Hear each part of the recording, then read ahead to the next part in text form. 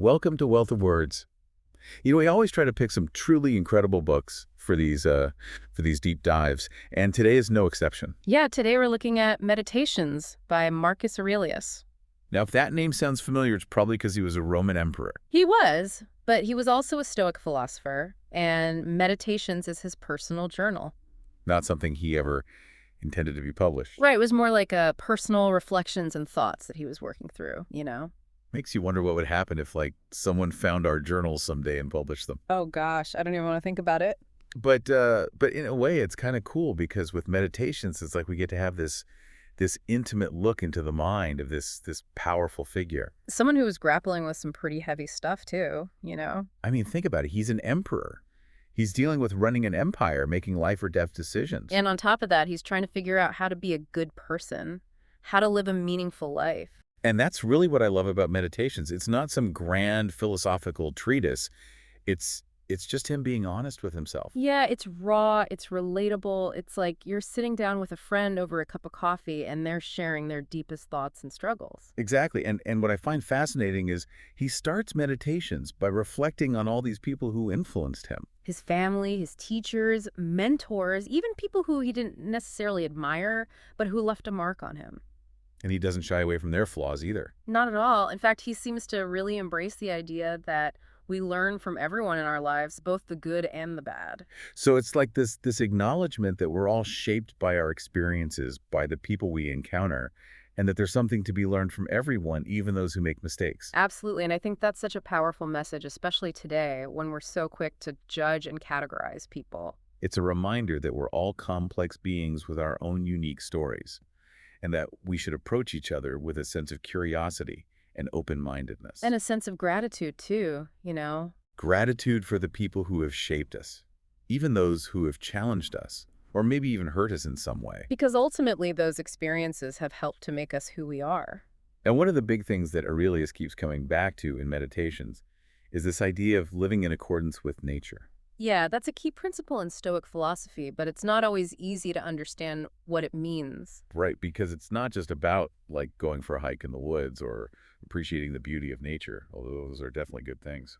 It's more about recognizing that there's this rational order to the universe, a kind of a natural flow to things. And that we as humans are part of that flow. Exactly. We're not separate from nature. We're interconnected with it. And so living in accordance with nature means aligning ourselves with that natural order, understanding our place in the grand scheme of things. And acting in ways that are in harmony with that understanding. Which can be a real challenge in a world that often feels chaotic and unpredictable. It definitely can, and it's something that Aurelius himself struggled with. You can see it in his writing. He's constantly reminding himself to stay focused on what's truly important, to let go of the things he can't control, and to live in the present moment. And one of the key ways to do that, he believed, was to focus on virtue. So what does that mean exactly? What did Aurelius consider to be virtuous? Well, for him, virtue was about living in accordance with reason, with our higher nature. So it's not about following a set of rules or being perfect. It's about using our capacity for reason to make good choices, to act in ways that are beneficial both to ourselves and to others. And that's not always easy. It takes practice. It takes discipline. It's a lifelong journey for sure, but it's a journey worth taking because ultimately Aurelius believed that virtue is the key to happiness, to a meaningful and fulfilling life. And that's something I think we can all get behind, right? Absolutely. And what's interesting is that this idea of virtue as the ultimate good, it's not just a Stoic concept. You find it across different cultures and philosophies throughout history? Yeah, it's like this universal truth. The deep down, we all know that true happiness doesn't come from material possessions or external validation, but from something deeper, something within ourselves. From living a life that is aligned with our values, with our highest ideals. So it's not about what we have, it's about who we are, how we choose to live our lives. And that's a powerful message, one that I think is more relevant than ever in today's world. Absolutely. And I think that's a great place to take a break. Yeah, we've covered a lot of ground already, and there's still so much more to explore in Meditations. So we'll be back in a bit to delve even deeper into Aurelius's wisdom and see how we can apply his insights to our own lives. Stay tuned. We'll be right back. Welcome back to Wealth of Words. Okay, so we're diving back into Marcus Aurelius's Meditations. And man, this book is just full of gems. It really is. Last time we were talking about how Aurelius was this Roman emperor, but also this deep thinker, this philosopher who was really trying to grapple with the big questions of life. And what's so cool is that he wasn't just theorizing about this stuff. He was actually living it out in the real world, dealing with all the pressures and responsibilities of being an emperor. Right, and that's what makes meditation so compelling. It's not just some abstract philosophy, it's the personal reflections of someone who is trying to apply these principles to his own life. And one of the things that really struck me is how Aurelius viewed adversity. Yeah, he had this really interesting perspective on challenges and obstacles. He didn't see them as setbacks, but as opportunities for growth. Exactly. He even compared obstacles to fuel for a fire. Like they make us stronger rather than destroying us. Right, and I think that's such a powerful way to look at it because, let's face it, we all face challenges in life. I mean, who hasn't had those moments where you just want to give up or run away from a problem? But Aurelius would say that's exactly the wrong approach. He'd say that those difficult moments, those times when we're struggling, those are actually the times when we have the greatest potential for growth. It's like those muscles in our bodies, you know? The more we challenge them, the stronger they become. And it's the same with our minds and our spirits. The more we face adversity, the more resilient we become. And I think that's something that's really relevant to us today because, let's face it, the world can be a pretty tough place sometimes. Yeah, we've got all these pressures and uncertainties, and it's easy to feel overwhelmed. But Aurelius would remind us that those challenges are not there to break us. They're there to make us stronger. To help us develop those qualities of characters, those virtues that will allow us to live a truly fulfilling life. And one of the things that Aurelius emphasizes is that we can't always control what happens to us, but we can control how we respond. So it's not about denying the reality of the situation or pretending that everything's okay. It's about choosing how we react to it. That's where our power lies. It's in that space between the stimulus and our response. And that's where we can exercise our freedom. Our freedom to choose our attitude, our thoughts, our actions. And it's not always easy to do that, especially when we're in the midst of a challenging situation. Right? Our emotions can get the better of us. But Aurelius would say that that's exactly when we need to be most vigilant. To remind ourselves that we have the power to choose how we respond. And that by choosing a virtuous response, we not only make the situation better for ourselves, but we also contribute to the well-being of others. Yeah, because our actions have ripple effects. They impact the people around us and even the world at large. So it's not just about our own personal happiness. It's about creating a more just and compassionate world. And I think that's a really inspiring message. It is. And it's something that we can all strive for, even if we don't always succeed. Because the journey itself is what matters. Exactly. It's about constantly striving to become the best versions of ourselves. And to use our challenges as opportunities for growth. And what's interesting is that Aurelius didn't just talk about this stuff in the abstract. He actually applied these principles to his own life. Yeah, he was constantly reminding himself to stay focused on what he could control, to let go of the things he couldn't, and to act with virtue in every situation. And he wasn't afraid to admit when he fell short. Which makes him all the more relatable. Right. He's not some kind of superhuman stoic sage.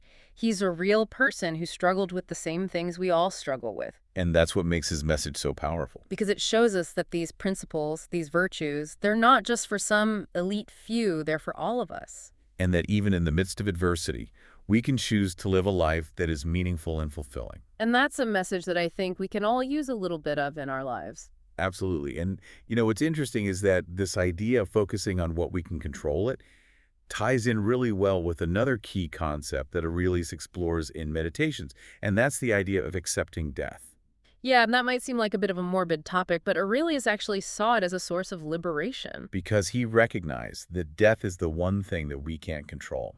It's the ultimate reminder of our own mortality. And by accepting that reality, by embracing our own impermanence, we can actually live more fully in the present moment. Because we realize that our time is precious and that we shouldn't waste it on things that don't matter. So it's not about being afraid of death.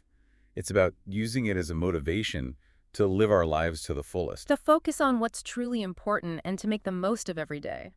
Now, I know this might sound a little bit heavy, but trust me, it's actually a really empowering message. It is, because it frees us from the fear of the unknown, and it allows us to appreciate the beauty and the wonder of life in a whole new way. And what's cool is that this idea of accepting death, It's not just a Stoic concept. You find it across different spiritual traditions throughout history. Yeah, it's like this universal truth that by embracing our own mortality, we can actually find greater peace and joy in life. Because we're no longer clinging to the illusion of permanence. And we're able to let go of those things that are holding us back. And that brings us to another really important concept that Aurelius explores in Meditations, and that's the idea of inner freedom. Yeah, this is one of my favorite themes in the book. It is, and it's something that I think we can all relate to. Because deep down, we all want to feel free. Free from those things that are weighing us down. Free from our anxieties, our fears, our limiting beliefs. And Aurelius believed that true freedom lies not in external circumstances, but in our own minds. So it's not about having control over the world around us. It's about having control over our own thoughts and reactions. And that's something that we have the power to do no matter what our circumstances might be. And I think that's a really empowering message. It is, because it means that we're not victims of our circumstances. We have the power to choose how we respond to them. And by choosing a virtuous response,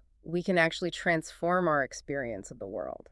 We can find peace even in the midst of chaos. And we can live a life that is truly free. And I think that's a great place to wrap things up for this part. It is. We've covered a lot of ground. But there's still so much more to explore in Meditations. So we'll be back in a bit to delve even deeper into Aurelius's wisdom. And see how we can apply his insights to our own lives. Stay tuned.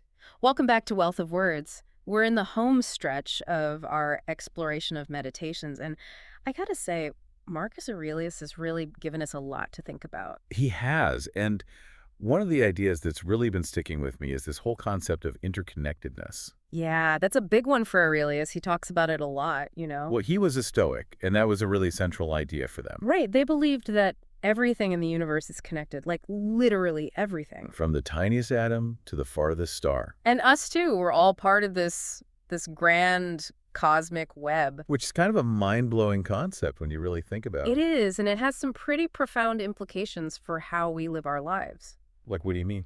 Well, for one thing, it means that we're not as isolated and independent as we might think. Right, we're all interconnected. We're all interdependent. Exactly. So what I do affects you, and what you do affects me. Even if we don't realize it. Even if we're on opposite sides of the world. So it's like this ripple effect, you know? It's like throwing a stone into a pond. The ripples spread out and affect the whole pond. And it's the same with our actions. They have consequences that extend far beyond ourselves. So we have a responsibility to be mindful of those consequences. Exactly, and to act in ways that are beneficial to the whole, not just to ourselves. Which can be a real challenge in a world that often feels so individualistic and competitive. It definitely can.